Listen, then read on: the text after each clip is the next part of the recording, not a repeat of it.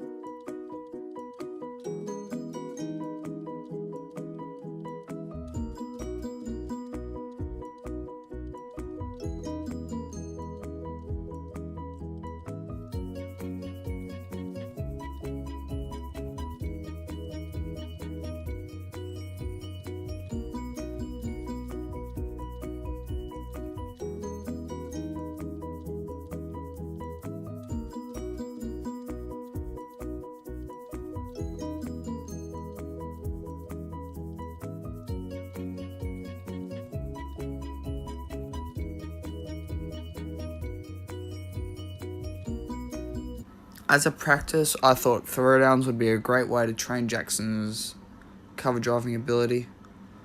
It's also a good way to constantly be training that skill, memorizing that skill and doing it over and over again until you get it right. It's also a good way to see how he performs under fatigue, because you're constantly hitting balls, so he's going to be watching the ball under fatigue and being out of breath.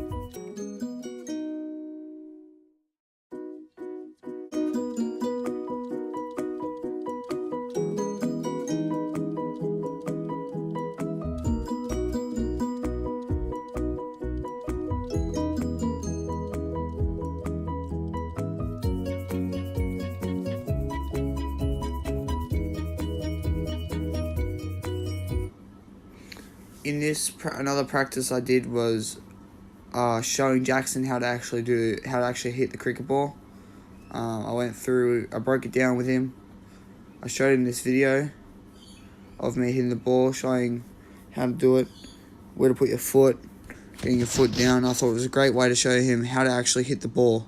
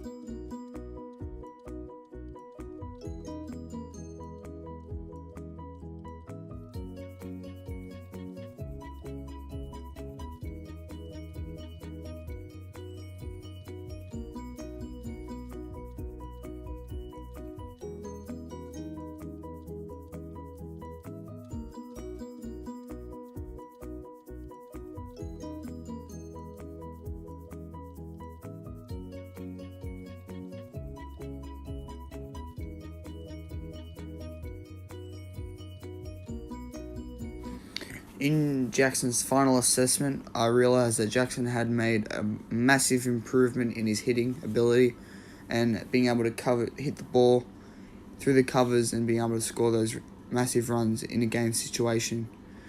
He learned how to hit the ball under fatigue, and being able to hit the ball, he made a great deal of improvement through the practices that I have used.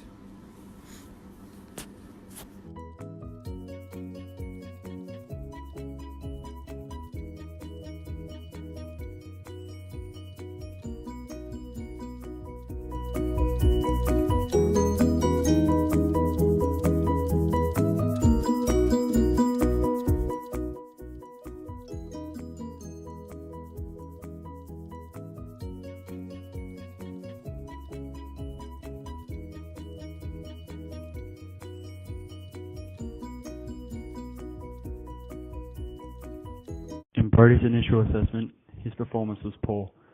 He couldn't keep control of the ball, and every time he kicked it up against the wall, he had to chase it. I'm going to teach Brodie how to control the ball with a soft foot and to judge where the ball is going to be using his hand-eye coordination. I'm going to do this by teaching him a couple of drills about kicking it up against the wall and how to stop it with a soft foot.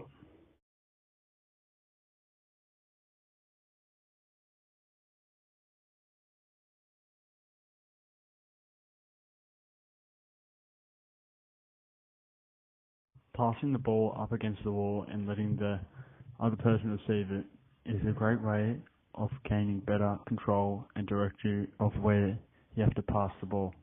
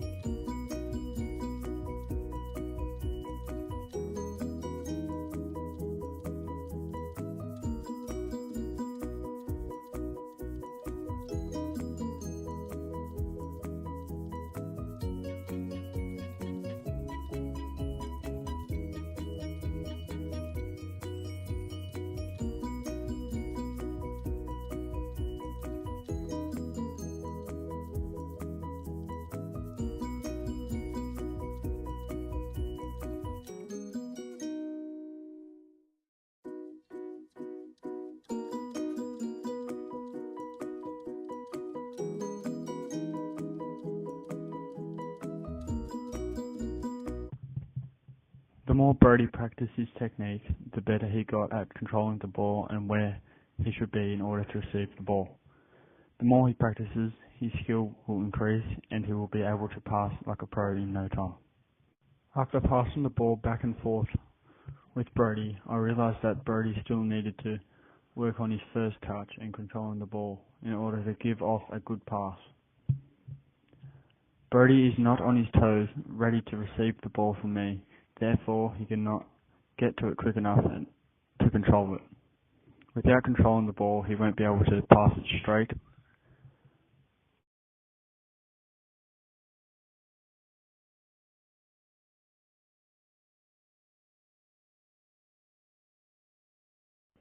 In Brodie's final assessment, you are able to see that he has improved his control and pass dramatically. This is shown through his ability to kick the ball and have it come straight back to him, and when he takes his first touch, the ball stops at his feet.